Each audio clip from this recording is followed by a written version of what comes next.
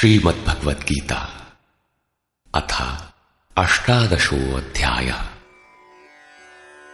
ये गीता का अंतिम अध्याय है, जिसके पूर्वार्ध में योगेश्वर श्री कृष्ण द्वारा प्रस्तुत अनेक प्रश्नों का समाधान है तथा उत्तरार्ध गीता का उपसंहार है कि गीता से लाभ क्या है।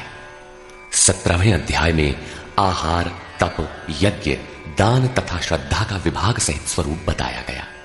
उसी संदर्भ में त्याग के प्रकार शेष है। अर्जुन ने स्वयं एक प्रश्न रखा कि अर्जुन उवाच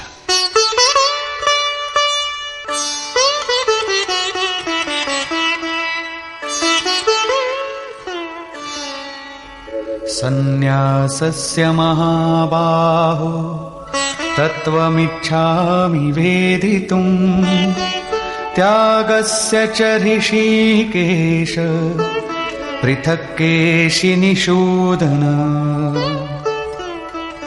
अर्जुन बोला, हे महाबाहो, हे हृदय के सर्वस्व, हे केशिनिषूदन, मैं सन्यास और त्याग के यथार्थ स्वरूप को पृथक पृथक जानना चाहता हूं।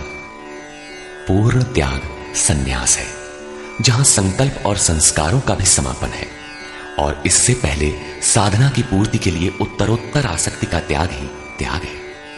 यहां दो प्रश्न हैं कि सन्यास के तत्व को जानना चाहता हूं और दूसरा है कि त्याग के तत्व को जानना चाहता हूं। इस पर योगेश्वर श्री कृष्ण ने कहा, श्री भगवान उवाच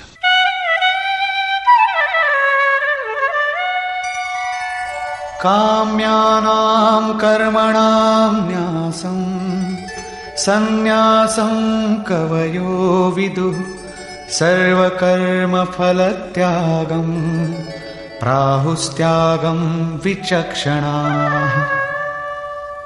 अर्जुन, कितने ही पंडित जन काम्य कर्मों के त्याग को सन्यास कहते हैं और कितने ही विचार कुशल पुरुष संपूर्ण कर्म फलों के त्याग को त्याग कहते हैं। त्याज्यं दोषवदित्येके कर्म प्राहुर्मनीषिणः यज्ञदानतपः कर्म न त्याज्यमिति चापरे।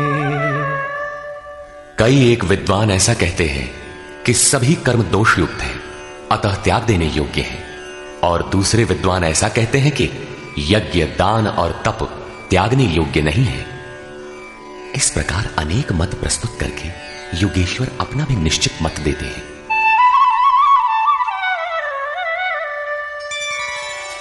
निश्चयं शृणु मे तत्र त्यागे भरत सत्तम त्यागो हि पुरुषौ व्याघ्र त्रिविधः संप्रकीर्तितः।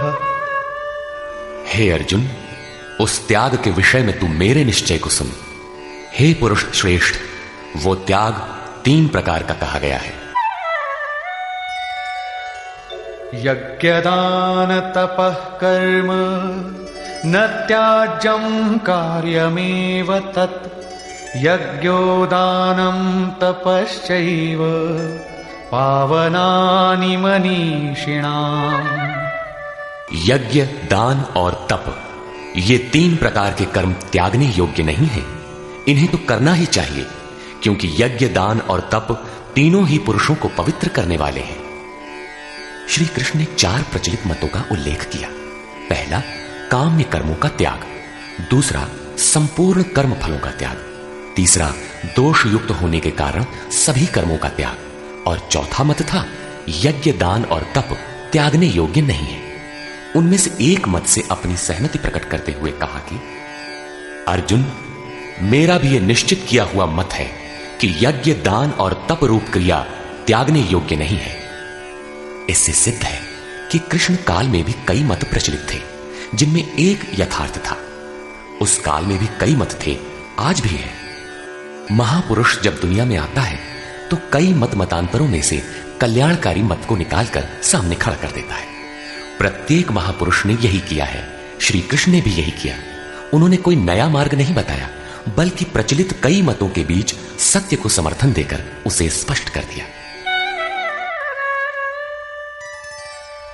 एतान्यपि तु कर्माणि संगम त्यक्त्वा फलानि च कर्तव्यानीति मे पार्थ निश्चितं मतमुत्तमम्।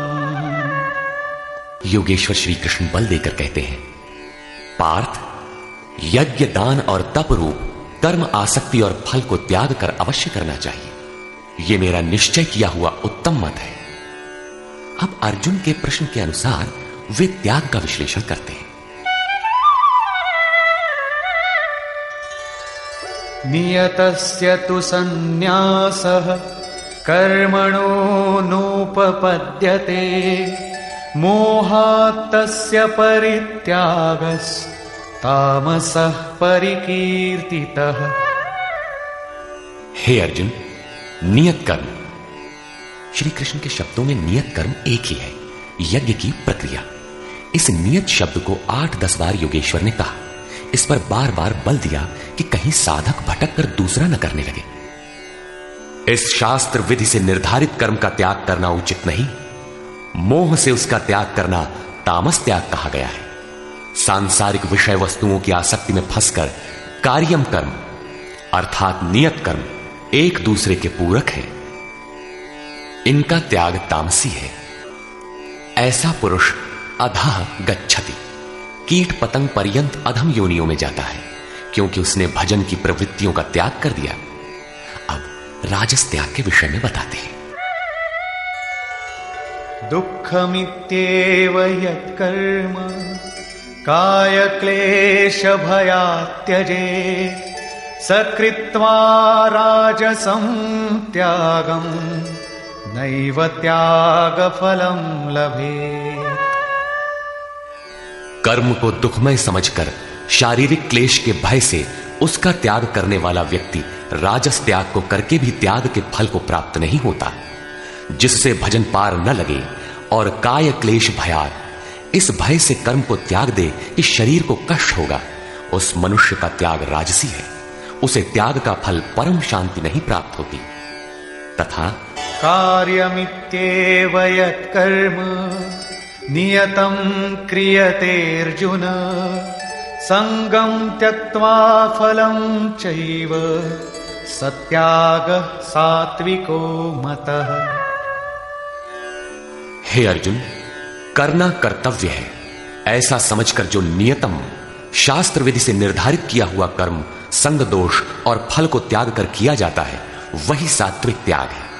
अतः नियत कर्म करें और इसके सिवाय जो कुछ है उसका त्याग कर दें। ये नियत कर्म भी क्या करते ही रहेंगे या कभी इसका भी त्याग होगा? इस पर कहते हैं, अब अंतिम त्याग का रूप देखें।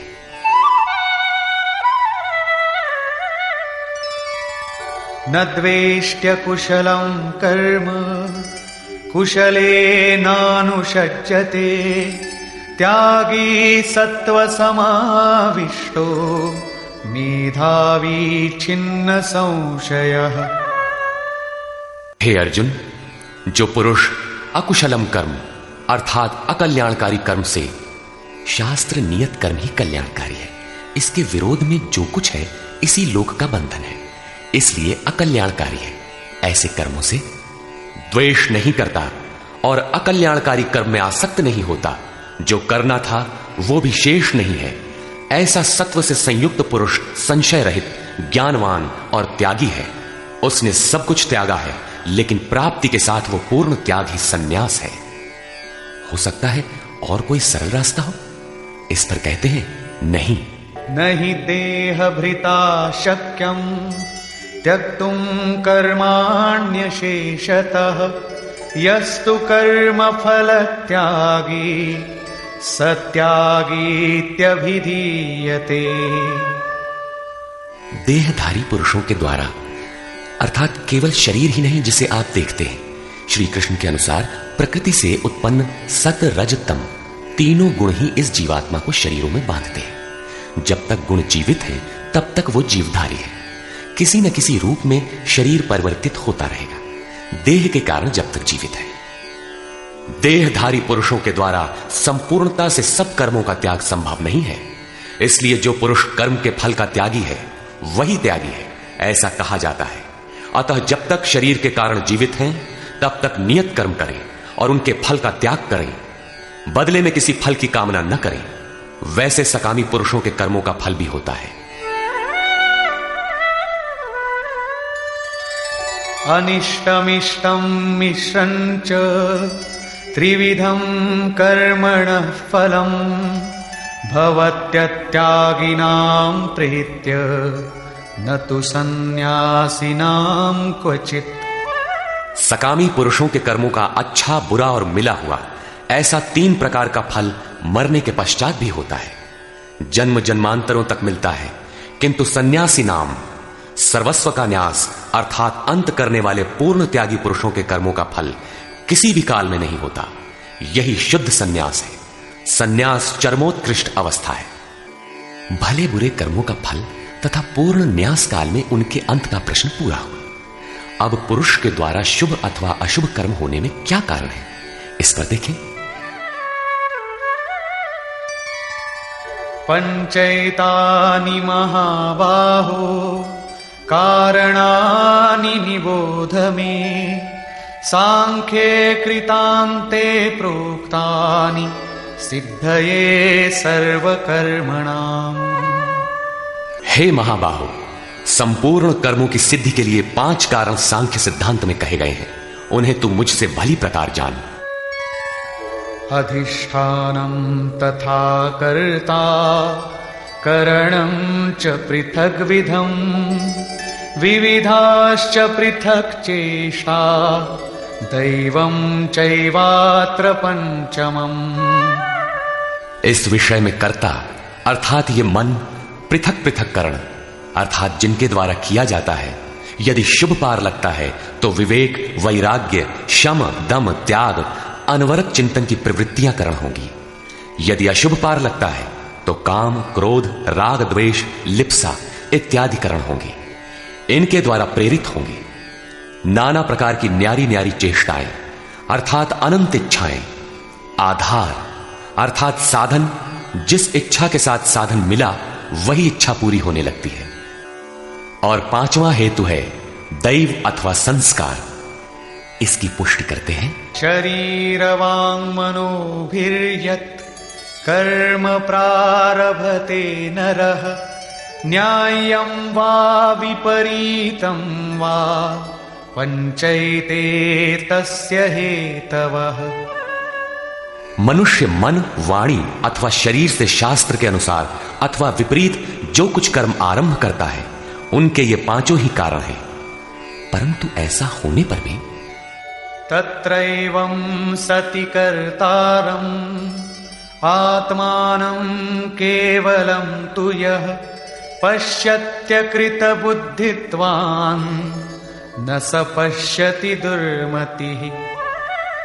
जो पुरुष अशुद्ध बुद्धि के कारण उस विषय में कैवल्य स्वरूप आत्मा को करता देखता है, वो दुर्बुद्धि यथार्थ नहीं देखता अर्थात भगवान नहीं करते। इस प्रश्न पर योगेश्वर श्री कृष्ण ने दूसरी बार बल दिया। अध्याय 5 में उन्होंने कहा था कि वो प्रभु न करता है, न कराता है, न क्रिया के संयोग को जोड़ता है। तो लोग कहते क्यों हैं? मोह से लोगों की बुद्धि आवृत है, इसलिए जो कुछ भी कह सकते हैं। यहां भी कहते हैं कर्म होने में 5 कारण हैं। उसके बावजूद भी जो कैवल्य स्वरूप परमात्मा को करता देखता है, वो मूल बुद्धि अर्थात दुर्बुद्धि यथार्थ नहीं देखता अर्थात भगवान नहीं करते। जबकि अर्जुन के लिए वे ताल ठोक कर खड़े हो जाते हैं। निमित्त मात्रम भव, कि करता धरता तो मैं हूं, तू निमित्त बनकर खड़ा भर रहे। अंततः वे महापुरुष कहना क्या चाहते हैं? वस्तुतः भगवान और प्रकृति के बीच एक आकर्षण रेखा है। जब तक साधक प्रकृति की सीमा में है, भगवान नहीं करते। बहुत समीप रहकर भी दृष्टा रूप में ही रहते हैं। अनन्य भाव से इष्ट को पकड़ने पर वे हृदय देश से संचालक बन जाते हैं। साधक प्रकृति की आकर्षण सीमा से निकलकर उनके क्षेत्र में आ जाता है। ऐसे अनुरागी के लिए वे ताल ठोककर सदैव खड़े रहते हैं। केवल उसी के लिए भगवान करते हैं। अतः चिंतन करें। प्रश्न पूरा हुआ। आगे देखें। यस्य नाहं कृतो भावो बुद्धिर्यस्य न लिप्यते हत्वापि स इमान् लोकान् न हन्ति न निबध्यते। जिस पुरुष के अंतःकरण में मैं करता हूं ऐसा भाव नहीं है तथा जिसकी बुद्धि लिपायमान नहीं होती, वो पुरुष इन सब लोगों को मारकर भी वास्तव में न तो मारता है और न बंधता है। लोक संबंधी संस्कारों का विलय ही लोक संहार है। अब उस नियत कर्म की प्रेरणा कैसे होती है, इस पर देखें।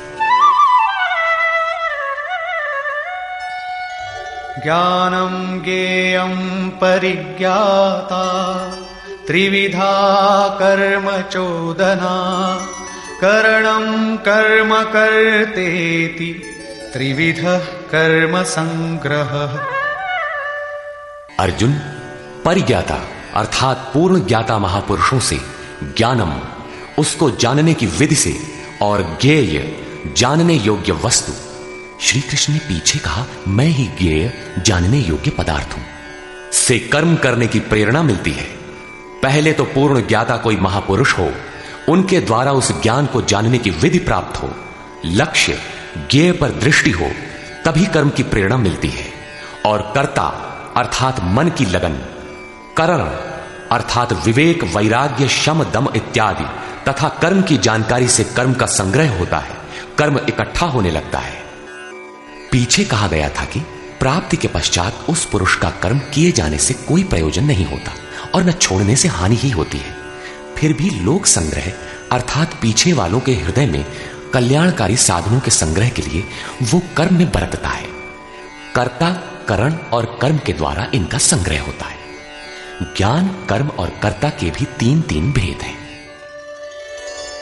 ज्ञानम कर्म च कर्ता च त्रिधैव गुण भेदतः प्रोच्यते गुण संख्यानि यथावत् शृणुतान्यपि। ज्ञान, कर्म तथा कर्ता भी गुणों के भेद से सांख्य शास्त्र में तीन तीन प्रकार के कहे गए हैं, उन्हें भी तू यथावत सुन। प्रस्तुत है पहले ज्ञान का भेद। सर्वभूतेषु येनैकं भावमव्ययमीक्षते अविभक्तं विभक्तेषु तज्ज्ञानं विद्धि सात्विकम्। अर्जुन, जिस ज्ञान से मनुष्य पृथक पृथक सब भूतों में एक अविनाशी परमात्मा भाव को विभाग रहित एक रस देखता है, उस ज्ञान को तू सात्विक जान। ज्ञान प्रत्यक्ष अनुभूति है जिसके साथ ही गुणों का अंत होना है। यह ज्ञान की परिपक्व अवस्था है। अब राजस ज्ञान देखें।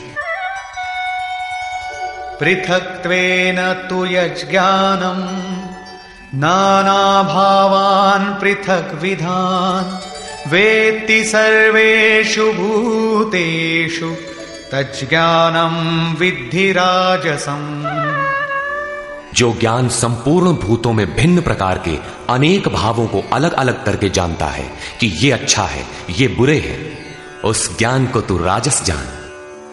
ऐसी स्थिति है तो राजसी स्तर पर तुम्हारा ज्ञान है। अब देखें तामस ज्ञान। यत्तु कृत्स्नवदेकस्मिन् कार्ये सक्तमहैतुकम् अतत्त्वार्थवदल्पञ्च तत्तामसमुदाहृतम्। जो ज्ञान एकमात्र शरीर में ही संपूर्णता के सदृश आसक्त है, युक्ति रहित अर्थात जिसके पीछे कोई क्रिया नहीं है, तत्व के अर्थ स्वरूप परमात्मा की जानकारी से अलग करने वाला और तुच्छ है, वो ज्ञान तामस कहा जाता है। अब प्रस्तुत है कर्म के तीन भेद। नियतं संगरहितं अरागद्वेषतः कृतम् अफलप्रेप्सुना कर्म यत्तत् सात्विकमुच्यते। जो कर्म नियतम शास्त्र विधि से निर्धारित है, अन्य नहीं, संग दोष और फल को न चाहने वाले पुरुष द्वारा बिना राग द्वेष के किया जाता है, वो कर्म सात्विक कहा जाता है। नियत कर्म अर्थात आराधना चिंतन है जो परम में प्रवेश दिलाता है। यत्तु कामेप्सुना कर्म साहंकारेण वा पुनः क्रियते बहुलायासं तद्राजसमुदारितम्। जो कर्म बहुत परिश्रम से युक्त है, फल को चाहने वाले और अहंकार युक्त पुरुष द्वारा किया जाता है, वो कर्म राजस कहा जाता है। ये पुरुष भी वही नियत कर्म करता है, किंतु अंतर मात्र इतना ही है कि फल की इच्छा और अहंकार से युक्त है, इसलिए उसके द्वारा होने वाले कर्म राजस है। अब देखें तामस। अनुबंधं क्षयं हिंसाम् अनवेक्ष्य च पौरुषम् मोहादारभ्यते कर्म यत्तत्तामसमुच्यते। जो कर्म अंततः नष्ट होने वाला है, हिंसा सामर्थ्य को न विचार कर केवल मोहवश आरंभ किया जाता है, वो कर्म तामस कहा है। स्पष्ट है कि यह कर्म शास्त्र का नियत कर्म नहीं है, उसके स्थान पर भ्रांति है। अब देखें कर्ता के लक्षण। मुक्त संगो नहं वादी धृत्युत्साह समन्वितः सिद्ध्य सिद्ध्योर्निर्विकारः कर्ता सात्विक उच्यते। जो कर्ता संग दोष से रहित होकर, अहंकार के वचन न बोलने वाला, धैर्य और उत्साह से युक्त होकर, कार्य के सिद्ध होने और न होने में हर्ष शोक इत्यादि विकारों से सर्वथा रहित होकर कर्म में अर्थात अहिर्निश प्रवृत्त है, वो कर्ता सात्विक कहा जाता है।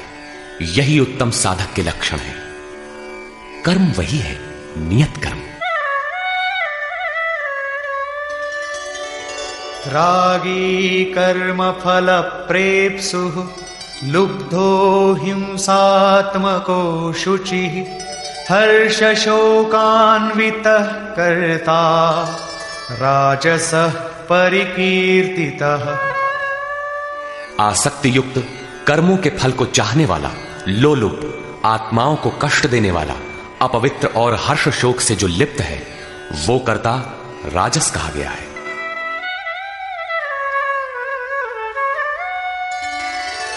अयुक्तः प्राकृतः स्तब्धः शठो नैष्कृतिकोलसः विषादी दीर्घसूत्री च कर्ता तामस उच्यते।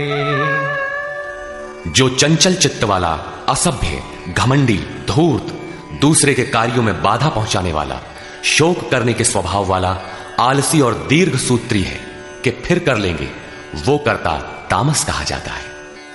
दीर्घ सूत्री कर्म को कल पर टालने वाला है, यद्यपि करने की इच्छा उसे भी रहती है। इस प्रकार कर्ता के लक्षण पूरे हुए। अब योगेश्वर श्री कृष्ण ने नवीन प्रश्न उठाया, बुद्धि, धारणा और सुख के लक्षण।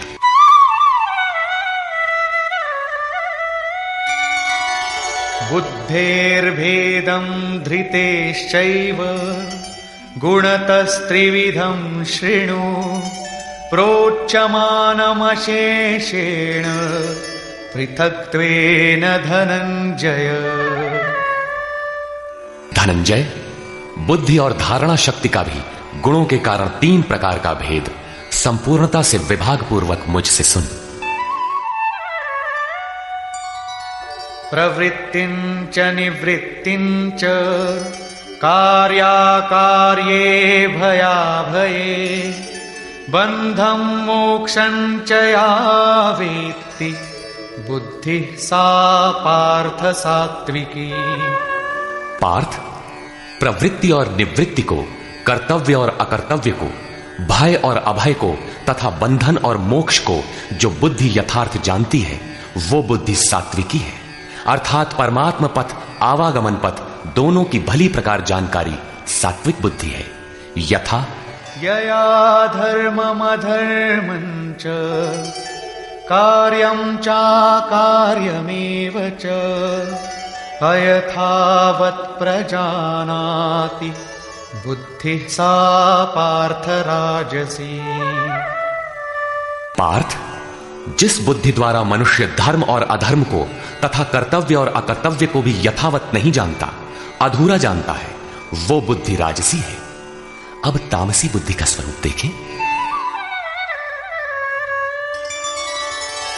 अधर्मं धर्ममिति या मन्यते तमसावृता सर्वार्थान् विपरीतांश बुद्धिः सा पार्थ तामसी। पार्थ, तमोगुण से ढकी हुई जो बुद्धि अधर्म को धर्म मानती है तथा संपूर्ण हितों को विपरीत ही देखती है, वो बुद्धि तामसी है। यहां श्लोक 30 से 32 तक बुद्धि के 3 भेद बताए गए। पहली बुद्धि तो किस कार्य से निवृत्त होना है और किसमें प्रवृत्त होना है, कौन कर्तव्य है और कौन अकर्तव्य है, इसकी भली प्रकार जानकारी रखती है, वो बुद्धि सात्विक है। जो कर्तव्य अकर्तव्य को धूमिल ढंग से जानती है, यथार्थ नहीं जानती, वो राजसी बुद्धि है। और अधर्म को धर्म, नश्वर को शाश्वत तथा हित को अहित, इस प्रकार विपरीत जानकारी वाली बुद्धि तामसी है। इस प्रकार बुद्धि के भेद समाप्त हुए। अब प्रस्तुत है दूसरा प्रश्न। धृति, धारणा के 3 भेद।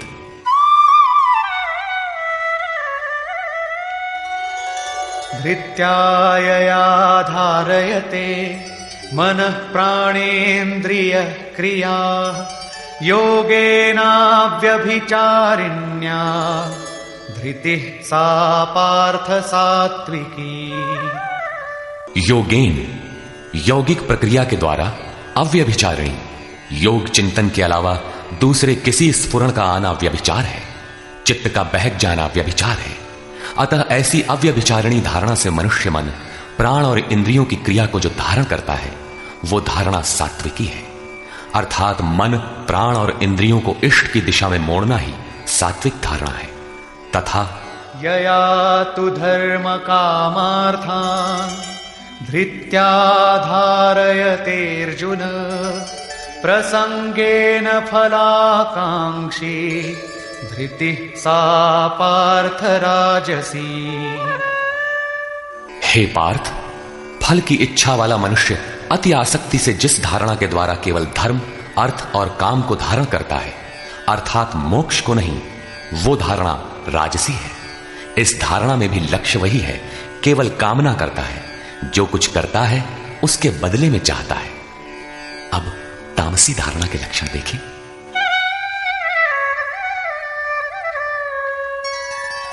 यया स्वप्नं भयं शोकं विषादं मदमेव च न विमुञ्चति दुर्मेधा धृतिः सा पार्थ तामसी। हे पार्थ, दुष्ट बुद्धि वाला मनुष्य जिस धारणा के द्वारा निद्रा, भय, चिंता, दुख और अभिमान को भी, अर्थात नहीं छोड़ता, इन सबको धारण किए रहता है, वो धारणा तामसी है। ये प्रश्न पूरा हुआ। अगला प्रश्न है सुख।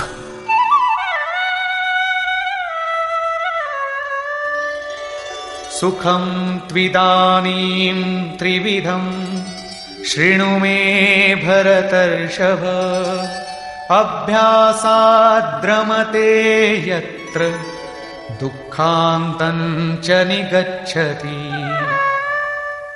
अर्जुन, अब सुख भी 3 प्रकार का मुझसे सुन।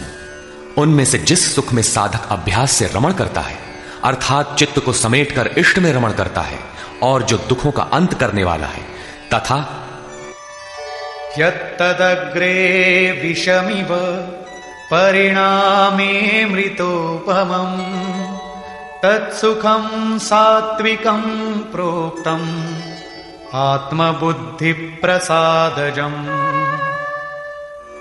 उपर्युक्त सुख साधन के आरंभ काल में ही यद्यपि विष के सदृश लगता है, प्रहलाद को सूली पर चढ़ाया गया, मीरा को विष मिला। कबीर कहते हैं, सुखिया सब संसार है, खाए और सोवे, दुखिया दास कबीर है, जागे और रोवे। अतः आरंभ में विष जैसा भासता है, परंतु परिणाम में अमृत तुल्य है, अमृत तत्व को दिलाने वाला है। अतः आत्म विषयक बुद्धि के प्रसाद से उत्पन्न हुआ सुख सात्विक कहा गया है। तथा विषयेन्द्रिय संयोगात् यत्तदग्रे मृतोपमम् परिणामे विषमिव तत्सुखं राजसं स्मृतम्। जो सुख विषय और इंद्रियों के संयोग से होता है वो यद्यपि भोग काल में अमृत के सदृश लगता है, किंतु परिणाम में विष के सदृश है, क्योंकि जन्म मृत्यु का कारण है। वो सुख राजस कहा गया है।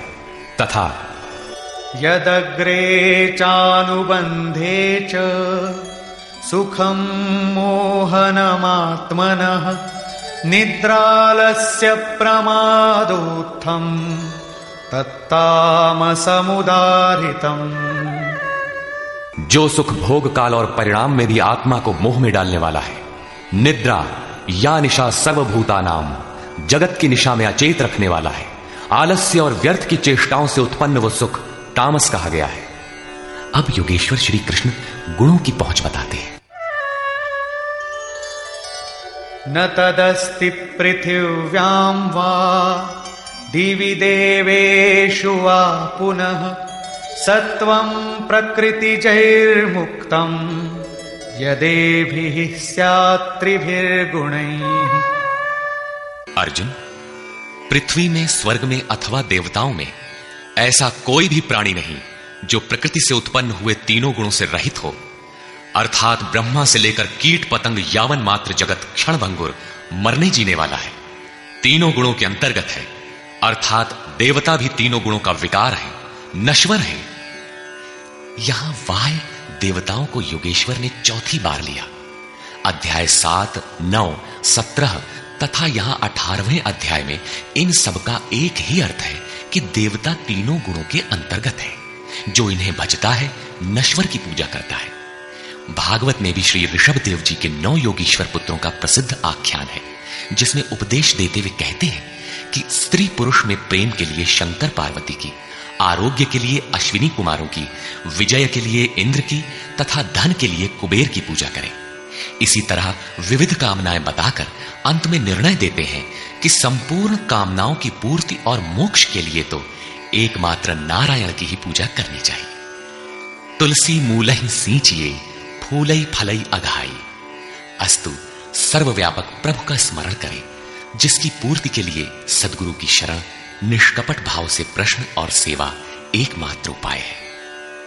आसुरी और दैवी संपद अंतःकरण की 2 वृत्तियां हैं, जिसमें दैवी संपद परम देव परमात्मा का दिग्दर्शन कराती है, इसलिए दैवी कही जाती है, किंतु ये भी तीनों गुणों के ही अंतर्गत है।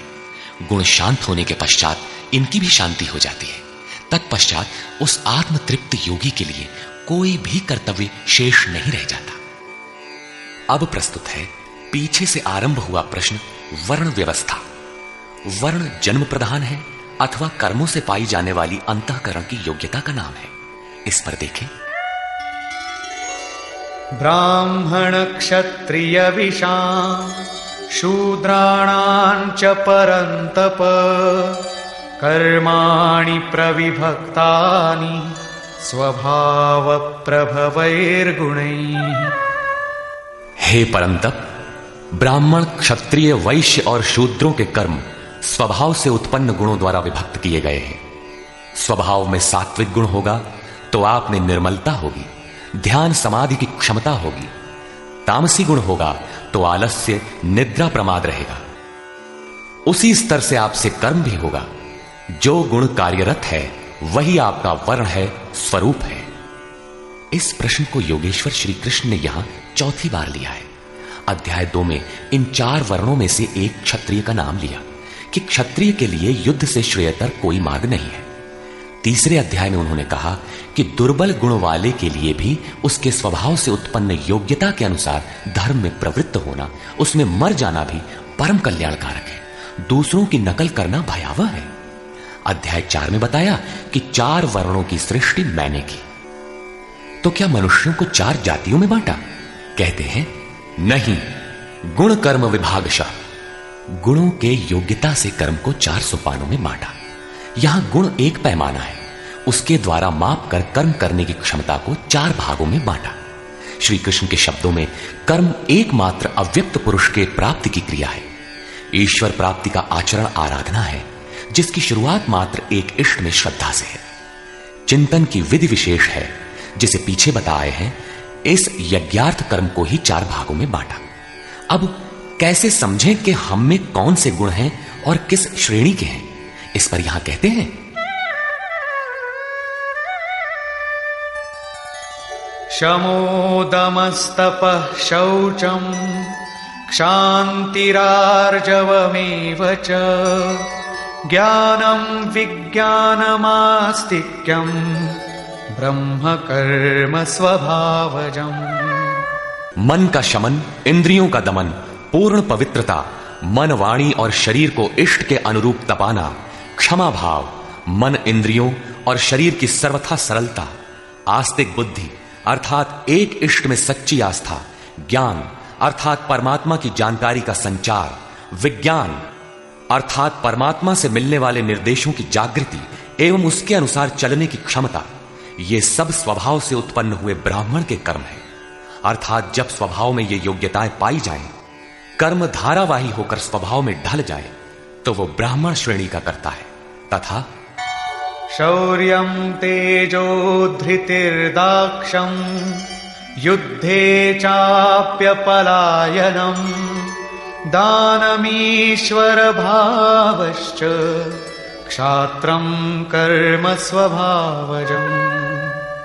शूरवीरता, ईश्वरीय तेज का मिलना, धैर्य, चिंतन में दक्षता अर्थात कर्मसु कौशलम, कर्म करने में दक्षता, प्रकृति के संघर्ष से न भागने का स्वभाव, दान अर्थात सर्वस्व का समर्पण, सब भावों पर स्वामी भाव अर्थात ईश्वर भाव, ये सब क्षत्रिय के स्वभावजम, स्वभाव से उत्पन्न हुए कर्म है। स्वभाव में ये योग्यताएं पाई जाती हैं तो वो कर्ता क्षत्रिय है। अब प्रस्तुत है वैश्य तथा शूद्र का स्वरूप।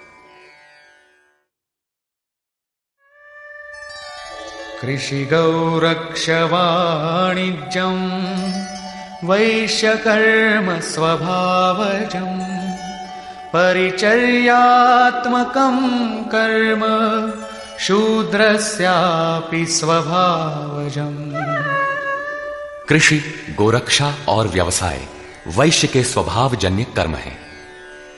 गोपालन ही क्यों, भैंस को मार डालें, बकरी न रखें, ऐसा कुछ नहीं है। सुदूर वैदिक वाडहमय में गो शब्द अंतःकरण एवं इंद्रियों के लिए प्रचलित था।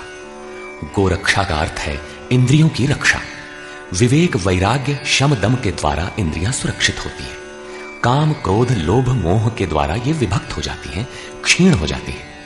आत्मिक संपत्ति ही स्थिर संपत्ति है। ये अपना निज धन है जो एक बार साथ हो जाने पर सदैव साथ देती है। प्रकृति के द्वंद्वों में से उनका शनैः शनैः संग्रह करना व्यवसाय है। विद्याधनम सर्वधन प्रधानम, इसे अर्जित करना वाणिज्य है। खेती, शरीर ही एक क्षेत्र है। इसके अंतराल में बोया हुआ बीज संस्कार रूप में भला बुरा जमता है। अर्जुन, इस निष्काम कर्म में बीज अर्थात आरंभ का नाश नहीं होता। परम तत्व के चिंतन का जो बीज इस क्षेत्र में पड़ा है, उसे सुरक्षित रखते हुए इसमें आने वाले विजातीय विकारों का निराकरण करते जाना खेती है। अपने से उन्नत अवस्था वाले, प्राप्ति वाले गुरुजनों की सेवा करना शूद्र का स्वभावजन्य कर्म है। शूद्र का अर्थ नीच नहीं, अपितु अल्पज्ञ है। निम्न श्रेणी का साधक ही शूद्र है। प्रवेशिका श्रेणी का वो साधक परिचर्या से ही आरंभ करे। स्वभाव परिवर्तनशील है। स्वभाव के परिवर्तन के साथ वर्ण परिवर्तन हो जाता है। वस्तुतः ये वर्ण अति उत्तम, उत्तम, मध्यम और निकृष्ट 4 अवस्थाएं हैं। कर्म पथ पर चलने वाले साधकों की ऊंची नीची 4 सीढ़ियां हैं, क्योंकि कर्म एक ही है, नियत कर्म।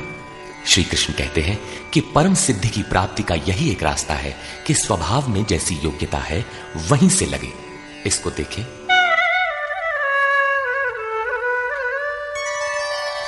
स्वे स्वे कर्मण्यभिरतः संसिद्धिं लभते नरः स्वकर्मनिरतः सिद्धिं यथा विन्दति तच्छृणु। अपने अपने स्वभाव में पाई जाने वाली योग्यता के अनुसार कर्म में लगा हुआ मनुष्य संसिद्धिम, भगवत प्राप्ति रूपी परम सिद्धि को प्राप्त होता है। पहले भी कहे आए हैं, इस कर्म को करके तू परम सिद्धि को प्राप्त होगा। कौन सा कर्म करके? अर्जुन, तू शास्त्र विधि से निर्धारित कर्म, यज्ञार्थ कर्म कर। अब स्वकर्म करने की क्षमता के अनुसार कर्म में लगा हुआ मनुष्य परम सिद्धि को किस प्रकार प्राप्त होता है, वो विधि तुम मुझसे सुन। ध्यान दे। यतः प्रवृत्तिर्भूतानां येन सर्वमिदं ततं स्वकर्मणा तमभ्यर्च सिद्धिं विन्दति मानवः। जिस परमात्मा से सब भूतों की उत्पत्ति हुई, जिससे यह संपूर्ण जगत व्याप्त है, उस परमेश्वर को स्वकर्मणा, अपने स्वभाव से उत्पन्न हुए कर्म के द्वारा अर्चन कर परम सिद्धि को प्राप्त होता है। अतः परमात्मा की भावना और परमात्मा का ही सर्वांगीण अर्चन और क्रमशः चलना आवश्यक है। जैसे कोई बड़ी कक्षा में बैठ जाए तो छोटी भी खो देगा और बड़ी तो मिलेगी ही नहीं। अतः इस कर्म पथ पर सोपानशः चलने का विधान है, जैसे अध्याय 18 के 6 श्लोक में। इसी पर पुनः बल देते हुए कहते हैं कि आप अल्पज्ञ ही क्यों ना हो, वहीं से आरंभ करें। वो विधि है परमात्मा के प्रति समर्पण। श्रेयान् स्वधर्मो विगुणः परधर्मात् स्वनुष्ठितात् स्वभावनियतं कर्म कुर्वन्नाप्नोति किल्बिषम्। अच्छी प्रकार अनुष्ठान किए हुए दूसरे के धर्म से गुण रहित भी स्वधर्म परम कल्याणकारक है। स्वभाव नियतम, स्वभाव से निर्धारित किया हुआ कर्म करता हुआ मनुष्य पाप अर्थात आवागमन को प्राप्त नहीं होता।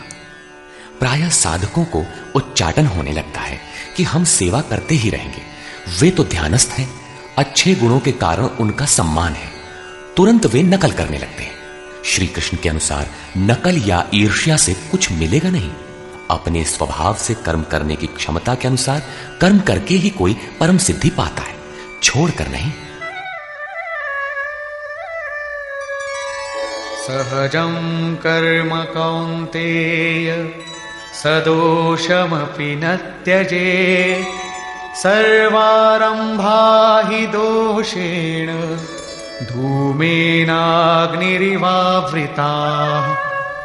कौन्तेय, दोषयुक्त अल्पज्ञ अवस्था वाला है तो सिद्ध है कि अभी दोषों का बाहुल्य है।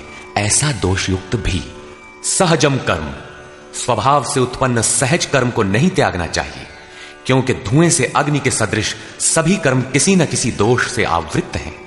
ब्राह्मण श्रेणी ही सही, कर्म तो करना पड़ रहा है। स्थिति नहीं मिली तब तक दोष विद्यमान है, प्रकृति का आवरण विद्यमान है। दोषों का अंत वहां होगा जहां ब्राह्मण श्रेणी का कर्म भी ब्रह्म में प्रवेश के साथ विलय हो जाता है। उस प्राप्ति वाले का लक्षण क्या है जहां कर्मों से प्रयोजन नहीं रह जाता।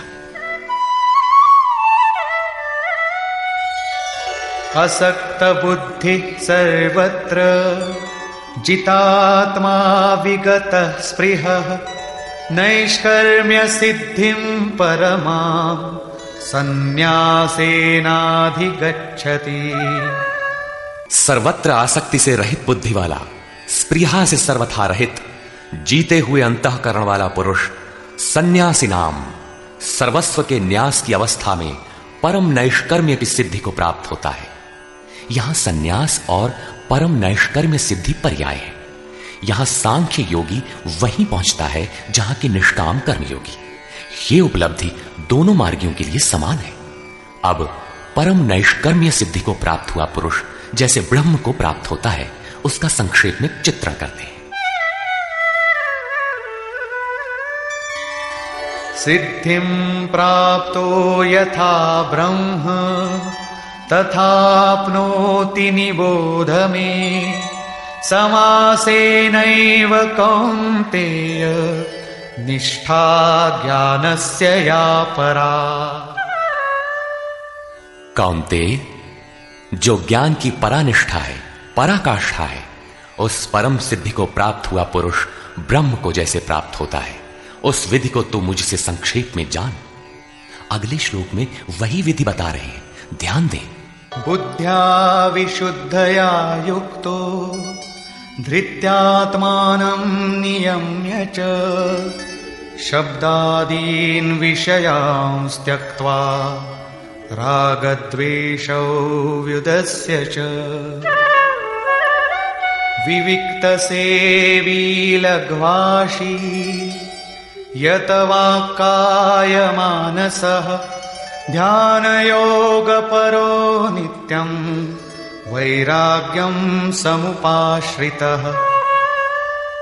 अर्जुन, विशेष रूप से शुद्ध बुद्धि से युक्त एकांत और शुभ देश का सेवन करने वाला, साधना में जितना सहायक हो उतना ही आहार करने वाला, जीते हुए मन, वाणी और शरीर वाला, दृढ़ वैराग्य को भली प्रकार प्राप्त हुआ पुरुष, निरंतर ध्यान योग के परायण और ऐसी धारणा से युक्त अर्थात इसी सब को धारण करने वाला तथा अंतःकरण को वश में करके शब्दादिक विषयों को त्याग कर राग द्वेष को नष्ट करके तथा अहंकारं बलं दर्पं कामं क्रोधं परिग्रहं विमुच्य निर्ममः शांतो ब्रह्मभूयाय कल्पते।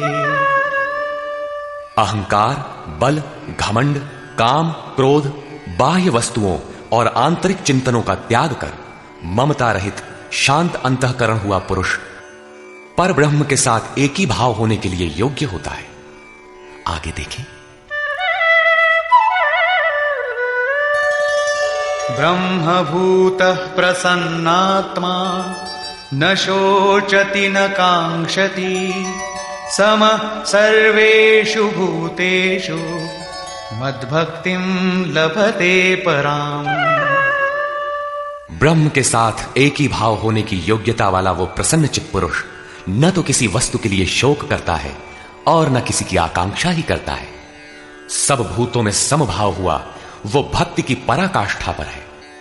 भक्ति अपना परिणाम देने की स्थिति में है जहां ब्रह्म में प्रवेश मिलता है। अब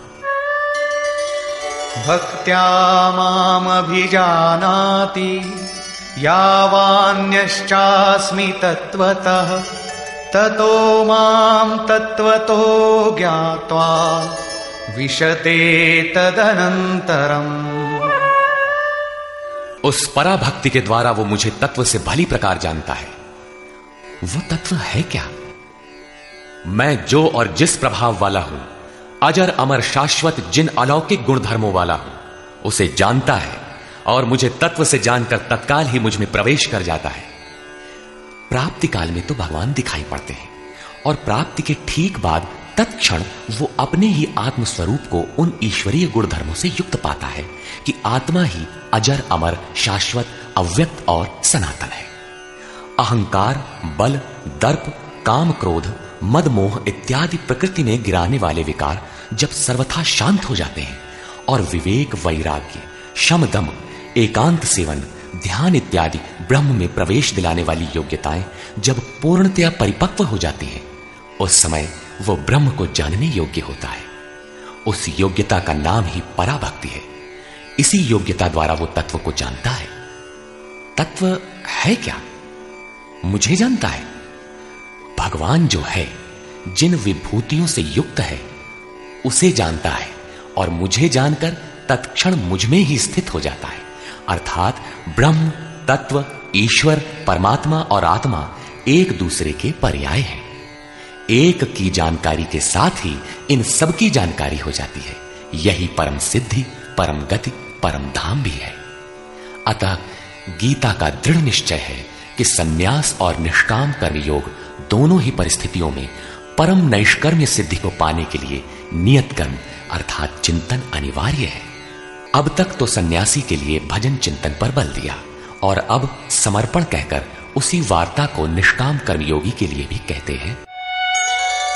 सर्वकर्माण्यपि सदा कुर्वाणो मद्व्यपाश्रयः मत्प्रसादादवाप्नोति शाश्वतं पदमव्ययम्।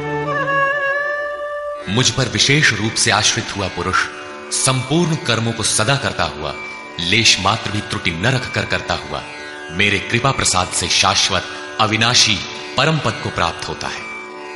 कर्म वही है नियत कर्म यज्ञ की प्रक्रिया। पूर्ण योगेश्वर सद्गुरु के आश्रित साधक उनके कृपा प्रसाद से शीघ्र पा जाता है, अतः उसे पाने के लिए समर्पण आवश्यक है। चेतसा सर्वकर्माणि मयि सन्न्यस्य मत्परः बुद्धियोगमुपाश्रित्य मच्चित्तः सततं भव।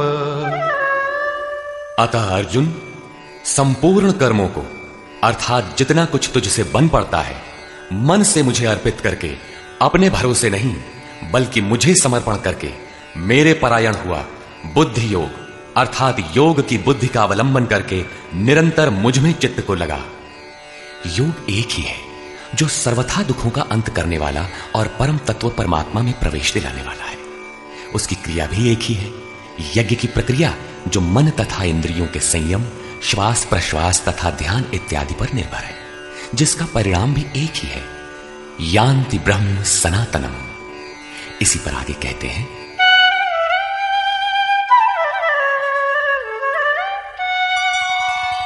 मच्चित्तः सर्वदुर्गाणि मत्प्रसादात् तरिष्यसि अथ चेत्त्वमहङ्कारात् न श्रोष्यसि विनङ्क्ष्यसि। इस प्रकार मुझ में निरंतर चित्त को लगाने वाला होकर तू मेरी कृपा से मन और इंद्रियों के संपूर्ण दुर्गों को अनायास ही तर जाएगा। इंद्रिन द्वार झरोखा नाना तह तह सुर बैठे करी थाना आवत देखहि विषय वयारी ते हठ देह कपाट उघारी। ये ही दुर्जय दुर्ग है, मेरी कृपा से तू इन बाधाओं का अतिक्रमण कर जाएगा, किंतु अहंकारवश यदि तू मेरे वचनों को नहीं सुनेगा तो विनष्ट हो जाएगा, परमार्थ से च्युत हो जाएगा। पुनः इसी पर बल देते हैं, यदहंकारमाश्रित्य न योत्स्य इति मन्यसे मिथ्यैष व्यवसायस्ते प्रकृतिस्त्वां नियोक्ष्यति। जो तू अहंकार का आश्रय लेकर ऐसा मानता है कि युद्ध नहीं करूंगा, तो ये तेरा निश्चय मिथ्या है, क्योंकि तेरा स्वभाव तुझे बलात् युद्ध में लगा देगा। स्वभावजेन कौन्तेय निबद्ध स्वेन कर्मणा कर्तुं नेच्छसि यन्मोहात् करिष्यस्य वशोऽपि तत्। कौन्तेय, मोहवश तू जिस कर्म को नहीं करना चाहता उसको भी अपने स्वभाव से उत्पन्न हुए कर्म से बंधा हुआ परवश होकर करेगा। प्रकृति के संघर्ष से न भागने का तुम्हारा क्षत्रिय श्रेणी का स्वभाव तुम्हें बरबस कर्म में लगाएगा। प्रश्न पूरा हुआ। अब वो ईश्वर रहता कहां है, इस पर कहते हैं, ईश्वरः सर्वभूतानां हृद्देशेऽर्जुन तिष्ठति भ्रामयन् सर्वभूतानि यंत्रारूढ़ानि मायया। अर्जुन, वो ईश्वर संपूर्ण भूत प्राणियों के हृदय देश में निवास करता है। इतना समीप है तो लोग जानते क्यों नहीं? माया रूपी यंत्र में आरूढ़ होकर सब लोग भ्रमवश चक्कर लगाते ही रहते हैं, इसलिए नहीं जानते। ये यंत्र बड़ा बाधक है जो बार बार नश्वर कलेवरों अर्थात शरीरों में घुमाता रहता है। तो शरण किसकी लें?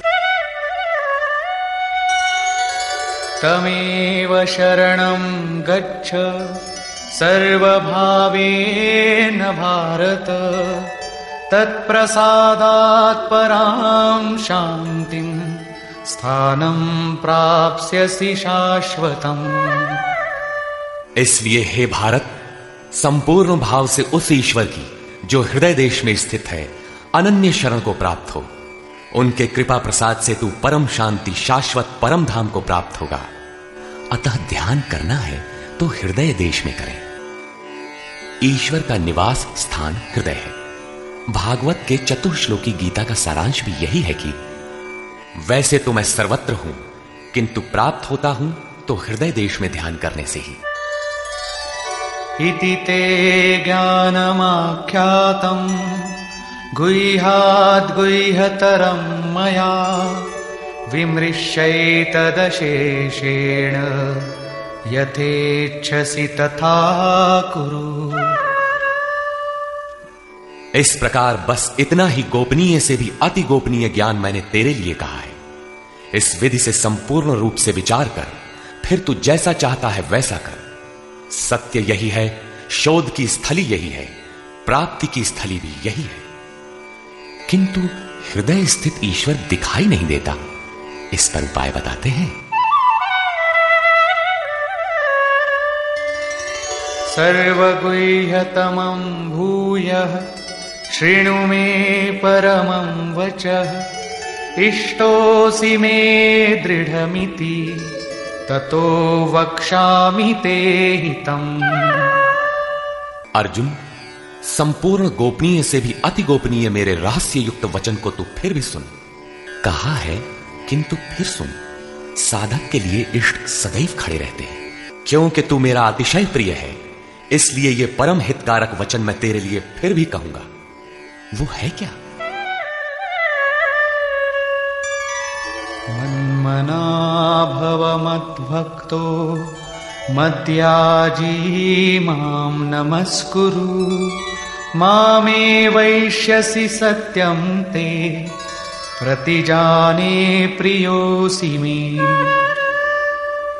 अर्जुन, तू मेरे में ही अनन्य मन वाला हो, मेरा अनन्य भक्त हो, मेरे प्रति श्रद्धा से पूर्ण हो। मेरे समर्पण में अश्रुपात होने लगे। मेरे को ही नमन कर। ऐसा करने से तू मेरे को ही प्राप्त होगा। ये मैं तेरे लिए सत्य प्रतिज्ञा करके कहता हूं, क्योंकि तू मेरा अत्यंत प्रिय है। पीछे बताया ईश्वर हृदय देश में है, उसकी शरण में जा। यहां कहते हैं मेरी शरण आ। ये अति गोपनीय रहस्य युक्त वचन सुन कि मेरी शरण आओ। वास्तव में योगेश्वर श्री कृष्ण कहना क्या चाहते हैं? यही कि साधक के लिए सद्गुरु की शरण नितांत आवश्यक है। श्री कृष्ण एक पूर्ण योगेश्वर थे। अब समर्पण की विधि बताते हैं। सर्वधर्मान् परित्यज्य मामेकं शरणं व्रज। अहं त्वा सर्वपापेभ्यो मोक्षयिष्यामि मा शुचः। संपूर्ण धर्मों को त्याग कर, अर्थात मैं ब्राह्मण श्रेणी का करता हूं या शूद्र श्रेणी का, क्षत्रिय हूं अथवा वैश्य, इसके विचार को त्याग कर केवल एक मेरी अनन्य शरण को प्राप्त हो। मैं तुझे संपूर्ण पापों से मुक्त करा दूंगा। तू शोक मत कर। इन सब ब्राह्मण क्षत्रिय इत्यादि वर्णों का विचार न कर कि इस कर्म पथ में किस स्तर का हूं। जो अनन्य भाव से शरण हो जाता है, सिवाय इष्ट के अन्य किसी को नहीं देखता, उसके क्रमशः वर्ण परिवर्तन, उत्थान तथा पूर्ण पापों से निवृत्ति अर्थात मोक्ष की जिम्मेदारी वो इष्ट सद्गुरु स्वयं अपने हाथों में ले लेते हैं। प्रत्येक महापुरुष ने यही कहा। शास्त्र जब लिखने में आ जाता है तो लगता है कि यह सबके लिए है, किंतु है वस्तुतः श्रद्धावान के लिए ही। अर्जुन अधिकारी था, अतः उसे बल देकर कहा। अब योगेश्वर स्वयं निर्णय देते हैं कि इसके अधिकारी कौन है। इदन्ते ना तपस्काय ना भक्ताय कदाचन न चाशुश्रूषवे वाच्यं न च मां योऽभ्यसूयति। अर्जुन, इस प्रकार तेरे हित के लिए कहे हुए इस गीता के उपदेश को किसी काल में भूल कर भी न तो तप रहित मनुष्य के प्रति कहना चाहिए, न भक्ति रहित के प्रति कहना चाहिए, न बिना सुनने की इच्छा वाले के प्रति कहना चाहिए। और जो मेरी निंदा करता है, ये दोष है, वो दोष है, इस प्रकार झूठी आलोचना करता है, उसके प्रति भी नहीं कहना चाहिए। महापुरुष ही तो थे जिनके समक्ष स्तुतिकर्ताओं के साथ साथ कतिपय निंदक भी रहे होंगे। इनसे तो नहीं कहना चाहिए, किंतु प्रश्न स्वाभाविक है कि कहा किससे जाए। इस पर देखें। यैमं परमं गुह्यं मद्भक्तेष्वभिधास्यति भक्तिं मयि परां कृत्वा मामे वैष्यत्य संशयः। जो मनुष्य मुझ में परम प्रेम करके इस परम रहस्य युक्त गीता के उपदेश को मेरे भक्तों में कहेगा, वो निसंदेह मुझे ही प्राप्त होगा। अर्थात वो भक्त मुझे ही प्राप्त होगा जो सुन लेगा, क्योंकि उपदेश को भली प्रकार सुनकर हृदयंगम कर लेगा तो उस पर चलेगा तथा पार पा जाएगा। अब उस उपदेशकर्ता के लिए कहते हैं,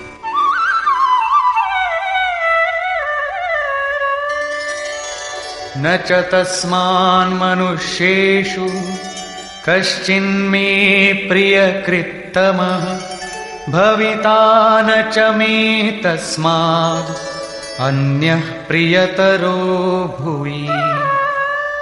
न तो उससे बढ़कर मेरा अतिशय प्रिय कार्य करने वाला मनुष्यों में कोई है और न उससे बढ़कर मेरा अत्यंत प्यारा पृथ्वी में दूसरा कोई होगा। किससे? जो मेरे भक्तों में मेरा उपदेश करेगा, उनको उधर उस पथ पर चलाएगा, क्योंकि कल्याण का यही एक स्रोत है, राजमार्ग है। अब देखें अध्ययन। अध्येष्यते च य इमं धर्म्यं संवादमावयोः ज्ञानयज्ञेन तेनाहम् इष्टः स्यामिति मे मतिः। जो पुरुष इस धर्ममय हम दोनों के संवाद को अध्येष्यते भली प्रकार मनन करेगा, उसके द्वारा मैं ज्ञान यज्ञ से पूजित होऊंगा। अर्थात ऐसा यज्ञ जिसका परिणाम ज्ञान है, जिसका स्वरूप पीछे बताया गया है, जिसका तात्पर्य है साक्षात्कार के साथ मिलने वाली जानकारी। ऐसा मेरा निश्चित मत है। श्रद्धावाननसूयश्च शृणुयादपि यो नरः सोऽपि मुक्तः शुभान् लोकान् प्राप्नुयात् पुण्यकर्मणाम्। जो पुरुष श्रद्धा से युक्त और ईर्ष्या रहित होकर केवल सुनेगा, वो भी पापों से मुक्त हुआ उत्तम कर्म करने वालों के श्रेष्ठ लोगों को प्राप्त होगा। अर्थात करते हुए भी पार न लगे तो सुना भर करें। उत्तम लोग तब भी हैं, क्योंकि वो चित्त में उन उपदेशों को ग्रहण तो करता है। यहां 67 से 71 तक 5 श्लोकों में भगवान श्री कृष्ण ने यह बताया कि गीता का उपदेश अनाधिकारियों को नहीं कहना चाहिए, किंतु जो श्रद्धावान हैं उनसे अवश्य कहना चाहिए।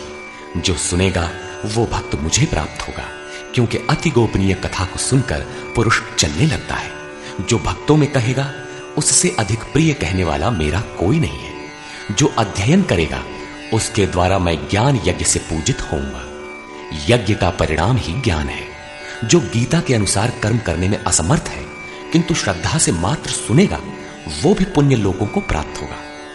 इस प्रकार भगवान श्री कृष्ण ने इसके कहने, सुनने तथा अध्ययन का फल बताया। प्रश्न पूरा हुआ। अब अंत में वे अर्जुन से पूछते हैं कि कुछ समझ में आया?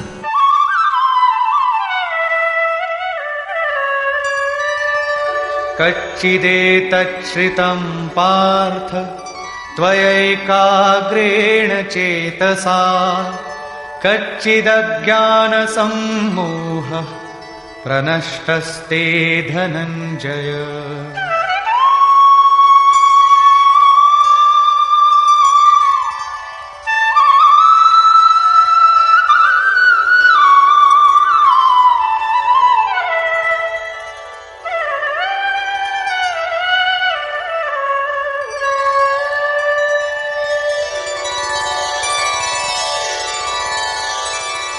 हे पार्थ, क्या मेरा यह वचन तूने एकाग्रचित्त होकर सुना?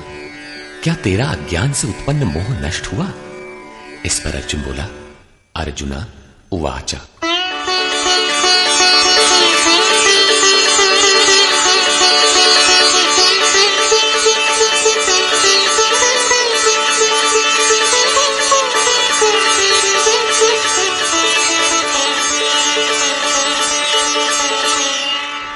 नष्टो मोहः स्मृतिर्लब्धा त्वत्प्रसादान्मयाच्युत स्थितोऽस्मि गतसन्देहः करिष्ये वचनं तव।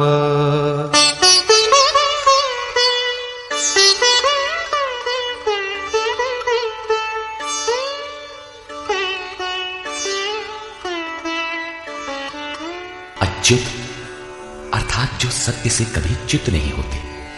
आपकी कृपा से मेरा मोह नष्ट हो गया है, मुझे स्मृति प्राप्त हुई है, मुझे याद है अब मैं संशय रहित हुआ स्थित हूं और आपकी आज्ञा का पालन करूंगा। अर्जुन का समाधान हो गया। साथ ही योगेश्वर श्री कृष्ण के श्रीमुख से निःसृत वाणी का उपसंहार हुआ।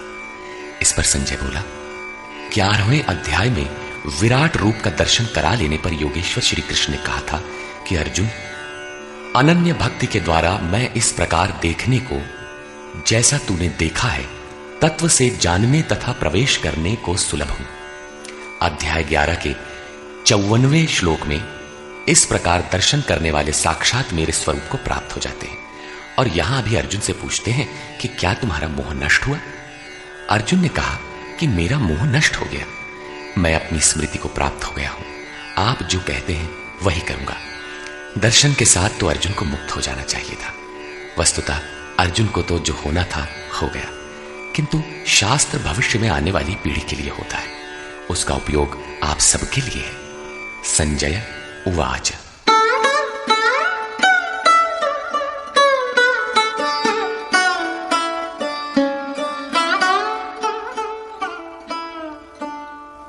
इत्यहं वासुदेवस्य पार्थस्य च महात्मनः संवादमिममश्रौषम् अद्भुतं रोमहर्षणम्।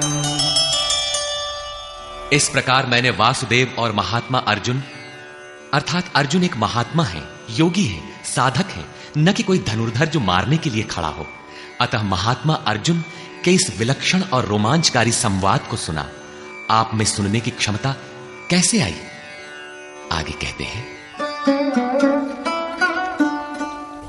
व्यासप्रसादाच्छ्रितवान् एतद्गुह्यमहं परम् योगं योगेश्वरात् कृष्णात् साक्षात् कथयतः स्वयं। श्री व्यास जी की कृपा से, उनकी दी हुई दृष्टि से मैंने इस परम गोपनीय योग को साक्षात कहते हुए स्वयं योगेश्वर श्री कृष्ण से सुना है। संजय श्री कृष्ण को योगेश्वर मानता है। जो स्वयं योगी हो और दूसरों को भी योग प्रदान करने की क्षमता रखता हो, वो योगेश्वर है। राजन् संस्मृत्य संस्मृत्य संवादमिममद्भुतम् केशवार्जुनयोः पुण्यम् हृष्यामि च मुहुर्मुहुः। हे राजन धृतराष्ट्र, केशव और अर्जुन के इस परम कल्याणकारक और अद्भुत संवाद को पुनः स्मरण करके मैं बारंबार हर्षित हो रहा हूं। अतः इस संवाद को सदैव स्मरण करना चाहिए और इसी स्मृति से प्रसन्न रहना चाहिए। अब उनके स्वरूप का स्मरण कर संजय कहते हैं,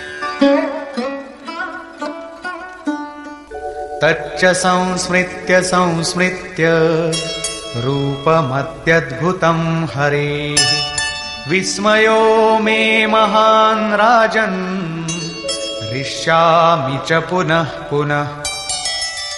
हे राजन, हरि के अर्थात जो शुभाशुभ सर्व का हरण कर स्वयं शेष रहते हैं, उन हरि के अति अद्भुत रूप को पुनः पुनः स्मरण करके मेरे चित्त में महान आश्चर्य होता है और मैं बारंबार हर्षित होता हूं।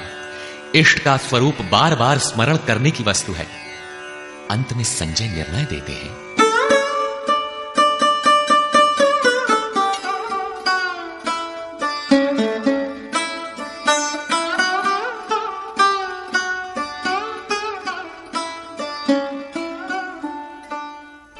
यत्र योगेश्वरः कृष्णो यत्र पार्थो धनुर्धरः तत्र श्रीर्विजयो भूतिः ध्रुवा नीतिर्मतिर्मम। तत्र श्रीर्विजयो भूतिः ध्रुवा नीतिर्मतिर्मम।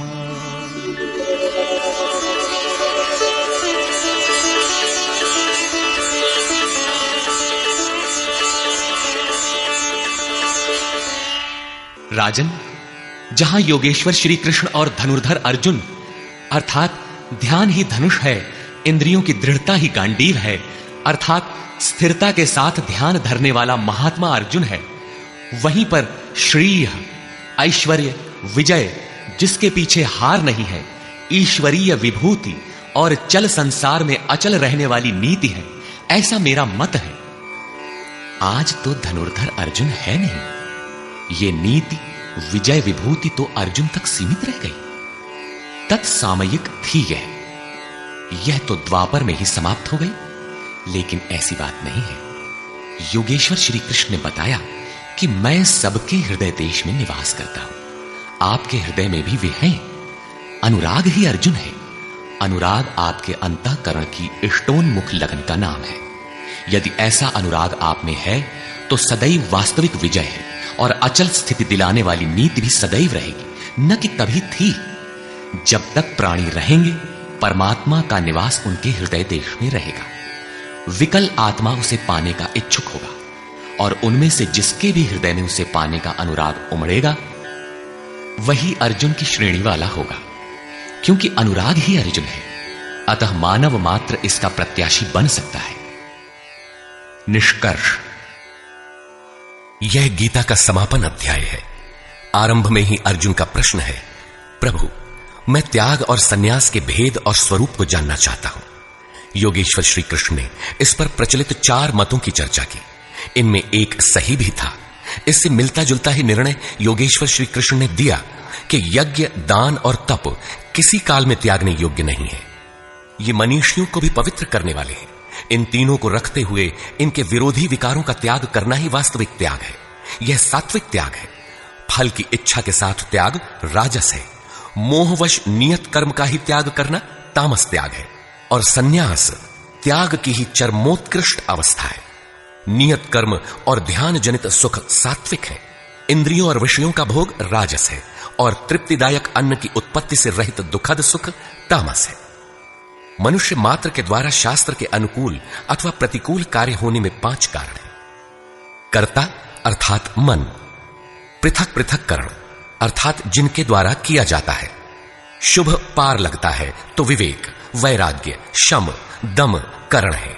अशुभ पार लगता है तो काम, क्रोध, राग, द्वेष इत्यादि करण होंगे। नाना प्रकार की इच्छाएं अर्थात इच्छाएं अनंत हैं, सब पूर्ण नहीं हो सकती। केवल वह इच्छा पूर्ण होती है जिसके साथ आधार मिल जाता है। चौथा कारण है आधार अर्थात साधन। और 5वां हेतु है दैव अर्थात प्रारब्ध या संस्कार। प्रत्येक कार्य के होने में यही 5 कारण हैं। फिर भी जो कैवल्य स्वरूप परमात्मा को कर्ता मानता है, वह मूढ़ बुद्धि यथार्थ नहीं जानता, अर्थात भगवान नहीं करते, जबकि पीछे कह आए हैं कि अर्जुन तू निमित्त मात्र होकर खड़ा भर रहे, कर्ता धर्ता तो मैं हूं। अंततः उन महापुरुष का आशय क्या है? वस्तुतः प्रकृति और पुरुष के बीच एक आकर्षण सीमा है। जब तक मनुष्य प्रकृति में बरतता है, तब तक माया प्रेरणा करती है, और जब वह इससे ऊपर उठकर इष्ट को समर्पित हो जाता है और वह इष्ट जब हृदय देश से रथी हो जाता है, फिर भगवान करते हैं। ऐसे स्तर पर अर्जुन था, संजय भी था, और सबके लिए इस अर्थात कक्षा में पहुंचने का विधान है। अतः यहां भगवान प्रेरणा करते हैं। पूर्ण ज्ञाता महापुरुष, जानने की विधि और ज्ञेय परमात्मा, इन तीनों के संयोग से कर्म की प्रेरणा मिलती है। इसलिए किसी अनुभवी महापुरुष अर्थात सद्गुरु के सानिध्य में समझने का प्रयास करना चाहिए। वर्ण व्यवस्था के प्रश्न को चौथी बार लेते हुए योगेश्वर श्री कृष्ण ने बताया कि इंद्रियों का दमन, मन का शमन, एकाग्रता, शरीर, वाणी और मन को इष्ट के अनुरूप तपाना, ईश्वरीय जानकारी का संचार, ईश्वरीय निर्देशन पर चलने की क्षमता इत्यादि ब्रह्म में प्रवेश दिलाने वाली योग्यताएं ब्राह्मण श्रेणी के कर्म है। शौर्य, पीछे न हटने का स्वभाव, सब भावों पर स्वामी भाव, कर्म में प्रवृत्त होने की दक्षता क्षत्रिय श्रेणी का कर्म है। इंद्रियों का संरक्षण, आत्मिक संपत्ति का संवर्धन इत्यादि वैश्य श्रेणी के कर्म है, और परिचर्या शूद्र श्रेणी का कर्म है। शूद्र का अर्थ है अल्पज्ञ। अल्पज्ञ साधक जो नियत कर्म चिंतन में 2 घंटे बैठकर 10 मिनट भी अपने पक्ष में नहीं पाता। शरीर अवश्य बैठा है, लेकिन जिस मन को टिकना चाहिए वह तो हवा से बातें कर रहा है। ऐसे साधक का कल्याण कैसे हो? उसे अपने से उन्नत अवस्था वालों की अथवा सद्गुरु की सेवा करनी चाहिए। शनैः शनैः उसमें भी संस्कारों का सृजन होगा, वह गति पकड़ लेगा। अतः इस अल्पज्ञ का कर्म सेवा से ही प्रारंभ होगा। कर्म एक ही है, नियत कर्म, चिंतन। उसके कर्ता की 4 श्रेणियां अति उत्तम, उत्तम, मध्यम और निकृष्ट ही ब्राह्मण, क्षत्रिय, वैश्य और शूद्र हैं। मनुष्य को नहीं बल्कि गुणों के माध्यम से कर्म को 4 भागों में बांटा गया। गीतोक्त वर्ण इतने में ही है। तत्व को स्पष्ट करते हुए उन्होंने कहा कि अर्जुन, उस परम सिद्धि की विधि बताऊंगा जो ज्ञान की परानिष्ठा है। विवेक, वैराग्य, शम, दम, धारावाही चिंतन और ध्यान की प्रवृत्ति इत्यादि ब्रह्म में प्रवेश दिला देने वाली सारी योग्यताएं जब परिपक्व हो जाती हैं और काम, क्रोध, मोह, राग, द्वेषादि प्रकृति में घसीट कर रखने वाली प्रवृत्तियां जब पूर्णतः शांत हो जाती हैं, उस समय वह व्यक्ति ब्रह्म को जानने योग्य होता है। उसी योग्यता का नाम पराभक्ति है। पराभक्ति के द्वारा ही वह तत्व को जानता है। तत्व है क्या? तो बताया, मैं जो हूं, जिन विभूतियों से युक्त हूं, उसको जानता है। अर्थात परमात्मा जो है अव्यक्त, शाश्वत, अपरिवर्तनशील, जिन अलौकिक गुण धर्मों वाला है, उसे जानता है और जानकर वह तत्क्षण मुझ में स्थित हो जाता है। अतः तत्व है परम तत्व, न कि 5 या 25 तत्व। प्राप्ति के साथ आत्मा उसी स्वरूप में स्थित हो जाता है, उन्हीं गुण धर्मों से युक्त हो जाता है।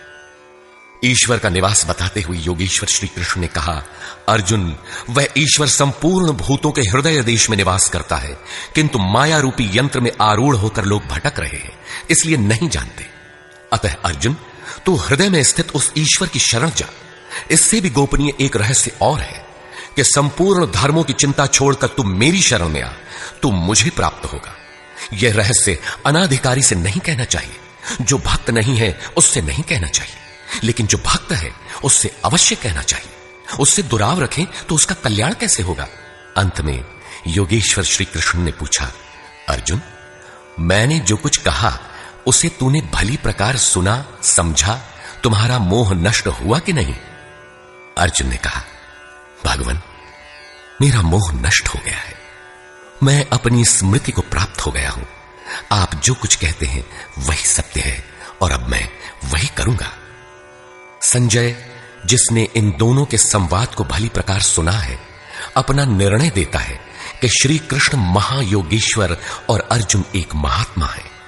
उनका संवाद बारंबार स्मरण कर वह हर्षित हो रहा है, अतः इसका स्मरण करते रहना चाहिए। उन हरि के रूप को याद करके भी वह बारंबार हर्षित होता है, अतः बारंबार स्वरूप का स्मरण करते रहना चाहिए, ध्यान करते रहना चाहिए। जहां योगेश्वर श्री कृष्ण हैं और जहां महात्मा अर्जुन हैं, वहीं श्री है। विजय, विभूति और ध्रुव नीति भी वही है। सृष्टि की नीतियां आज हैं तो कल बदलेंगी। ध्रुव तो एकमात्र परमात्मा है, उसमें प्रवेश दिलाने वाली नीति ध्रुव नीति भी वही है। यदि श्री कृष्ण और अर्जुन को द्वापरकालीन व्यक्ति विशेष मान लिया जाए, तब तो आज न अर्जुन है और न श्री कृष्ण। आपको न विजय मिलनी चाहिए और न विभूति, तब तो गीता आपके लिए व्यर्थ है। लेकिन नहीं, श्री कृष्ण एक योगी थे। अनुराग से पूरित हृदय वाला महात्मा ही अर्जुन है। ये सदैव रहते हैं और रहेंगे। श्री कृष्ण ने अपना परिचय देते हुए कहा कि मैं हूं तो अव्यक्त, लेकिन जिस भाव को प्राप्त हूं वह ईश्वर सबके हृदय देश में निवास करता है। वह सदैव है और रहेगा। सबको उसकी शरण जाना है। शरण जाने वाला ही महात्मा है, अनुरागी है, और अनुराग ही अर्जुन है। इसके लिए किसी स्थित प्रज्ञ महापुरुष की शरण जाना नितांत आवश्यक है, क्योंकि वही इसके प्रेरक हैं। इस अध्याय में सन्यास का स्वरूप स्पष्ट किया गया कि सर्वस्व का न्यास ही सन्यास है। केवल बाना धारण कर लेना सन्यास नहीं है, बल्कि इसके साथ एकांत का सेवन करते हुए नियत कर्म में अपनी शक्ति समझकर अथवा समर्पण के साथ सतत प्रयत्न अपरिहार्य है। प्राप्ति के साथ संपूर्ण कर्मों का त्याग ही सन्यास है, जो मोक्ष का पर्याय है। यही सन्यास की पराकाष्ठा है। अतः ओम तत्सदिति श्रीमद् भगवद गीता सूपनिषत्सु ब्रह्म विद्यायाम योग शास्त्रे श्री कृष्ण अर्जुन संवादे सन्यास योगो नाम 18 अध्यायः। इस प्रकार स्वामी अड़गड़ानंद कृत श्रीमद् भगवद गीता के भाष्य यथार्थ गीता का 18वां अध्याय पूर्ण होता है। हरि ओम तत्सत।